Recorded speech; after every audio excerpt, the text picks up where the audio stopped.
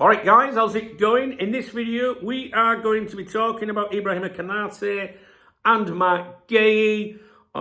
It's in relation to some exclusive claims posted by the notorious, infamous indie account on X. For the record, I don't pay any attention to that account. Well, why are you talking about it then? Why are you... Because I like to explain to people where these rumours come from. And when people watch my video and go, I see where it's come from. That cheers, chubs. Do you know what I'm saying? Right? They know the score. So, if you do not want to watch this video and you'd rather read what I'm going to say to you, you can go to coptalk.com. There's my website, look. And you can read the article here. There's Dave, look, my AI assistant. And then we'll scroll down the article. And as you can see, do you see many adverts on there? Anything getting in the way of your experience on my website? No, I didn't think. Oh, look, no adverts up there either. Right, Konaté, Guéhi, exclusive, big claims, little substance. Now, this article right here has been compiled, and the analysis is all by Dave, my AI assistant. I've trained him for more than a year to analyse football news articles, the journalists that write them, including people on social media that are not quite journalists but pretend to be or want people to think they are. Basically, Dave analyses everything, all right, and looks for holes, weaknesses, contradictions, and will identify that and also offer praise if applicable, but usually it isn't. Because most of the news online today is clickbaity, it's bullshit. Nobody really, cares about whether what they're publishing is true or not. So Dave goes through that. He keeps a log of every single thing we cover. So this one is obviously going to be about Indy. So we have a log of every single claim that he's made, probably in the last, I think we started doing it about 6 months ago, something like that. So Liverpool supporters were hit with another dramatic exclusive this week, when social media personality Indy claimed the club were ready to make bold moves and submit a bid. And then there was an emoji of a money bag. Linking, so that was posted on social media, to his latest article, which was published on courtoffside.com, about Konaté's future. So let's just spell this out again, because I don't think I explained that very well. So Indy puts this tweet out saying that there was Liverpool were ready to make bold moves, right, and submit a bid. And that tweet post linked to an article on Court Offside, which we're going to go through. On his X account, the message was clear. Liverpool are about to make a bid and big things are coming. But when you actually read the article, the supposed transfer scoop he teased never properly appears. And the more you look at it, the more the whole thing feels like a recycled narrative with a fresh coat of exclusive paint. So a tweet that screams transfer bid and an article that never actually shows one. Kayla's tweet, however you pronounce his name, strongly suggests that Liverpool are preparing to submit a concrete transfer bid. That's the hook. That's what he wants Liverpool fans to click for.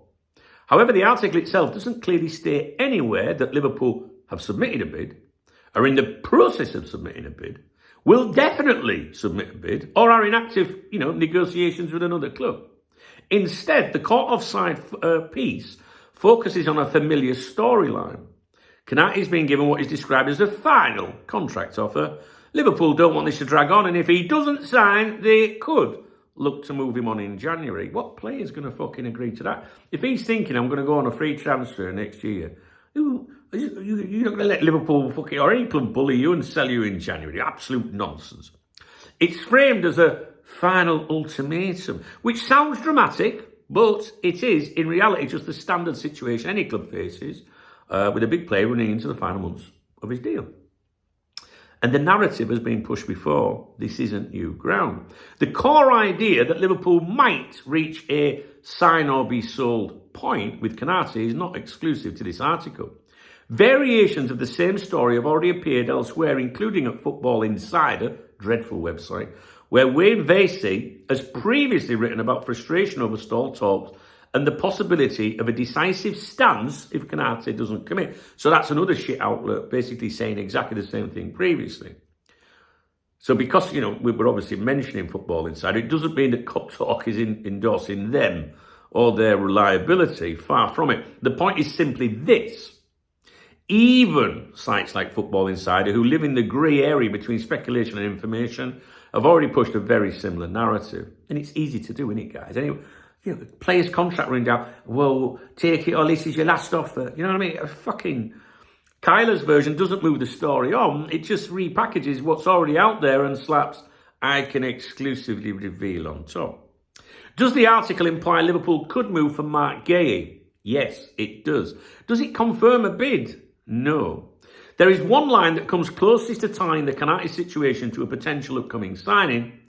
Liverpool are ready to cash in on Konaté and replace him with Mark Guéhi this January. That wording suggests that in an ideal world, Liverpool would move Konaté out and bring Guéhi in. It certainly implies a Guéhi bid could follow if Konaté is sold. But implication is not confirmation. Crucially, the article never actually states that a bid is coming, a bid will be submitted, or that Crystal Palace have even been contacted. There are no figures, no indication of Palace's stance, and no detail on how advanced anything might be.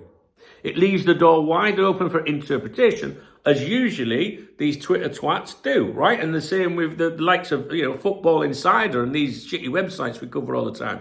It's always wide open for interpretation. Meanwhile, the initial tweet presents Liverpool to submit bid, and it's got that money bag emoji, as if it's solid, confirmed insider information. The article itself doesn't support that claim. This gap, suggestive article, definitive tweet, is where the problem lies.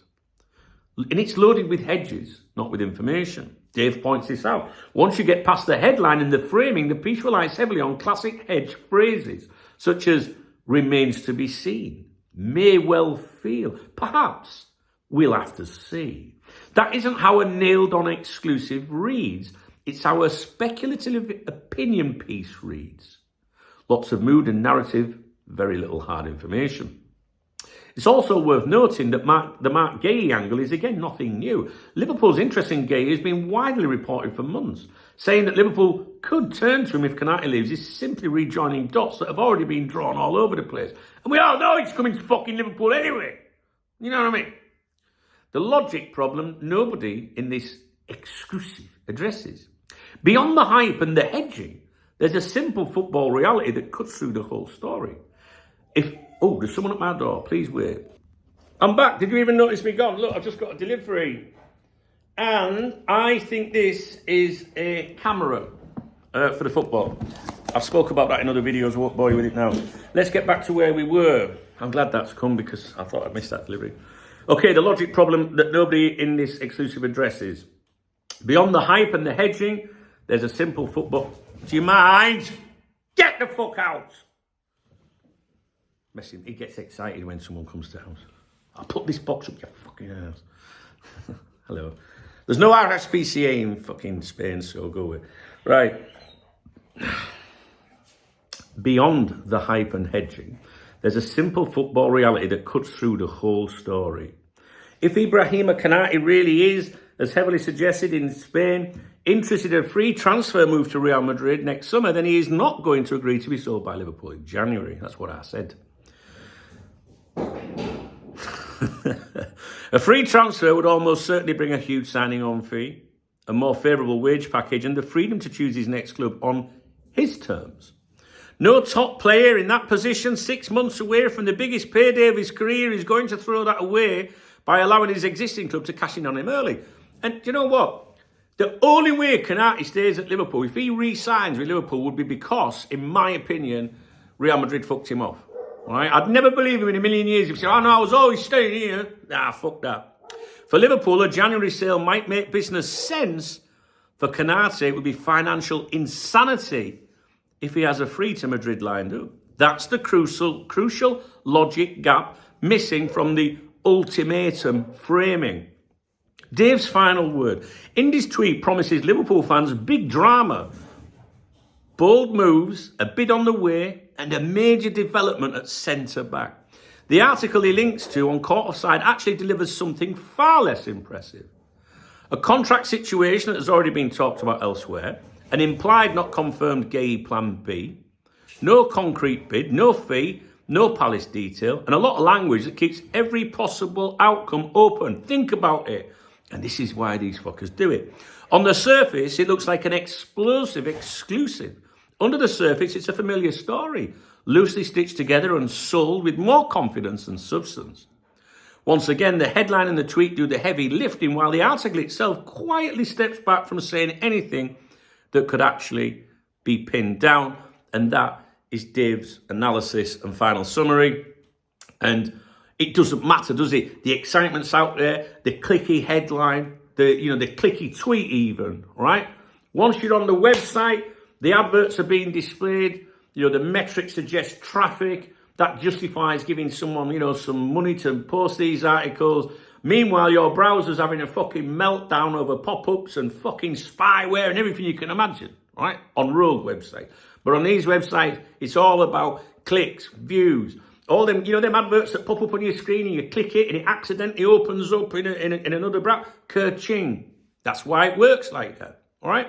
So that's my analysis, or that's my take on it, with Dave's analysis thrown in as well, all right? So I'm going to leave it with you. So the reason we address these things is so that if you hear these rumours, you know where they've come from, all right?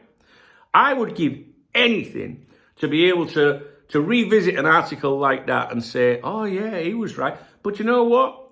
How difficult is it to predict that Liverpool are at a stage where they might turn around and say, look, we're not getting anywhere, take it or fucking leave it. Is that really difficult, to predict? Is it really difficult to say that Liverpool are going to turn to Mark Guéhi?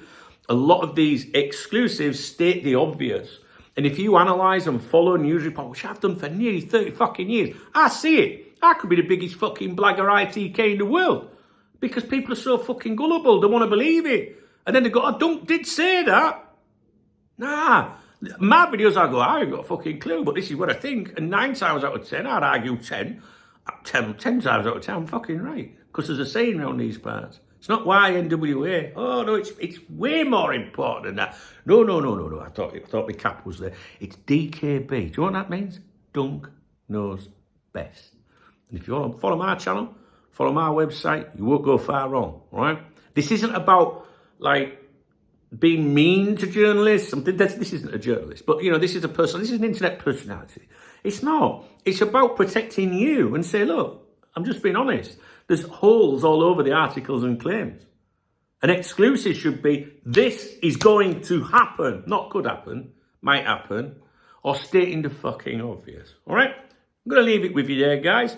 Let me know what you think. If you enjoyed this video, if you found it informative at least, please thumbs up the video. Please drop me a comment. I love hearing your comments. I do. I can't explain to you how much I like that. Especially when I'm out and about, I can just check my phone. Even when I'm on the toilet, and I'm like, oh, you know what I'm saying? All right? So comment, thumbs up. There's a love out under my video if you want to support my channel, which means I don't have to clickbait and fucking lie and pull funny fucking thumbnails and all that. All right? Let's keep it real around these parts.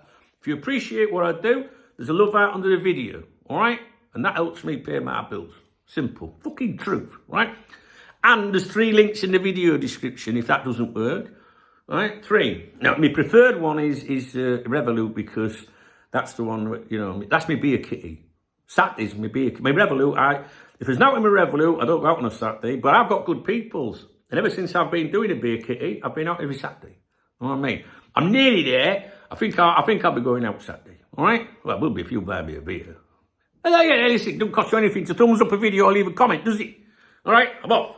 See you in a bit. All right.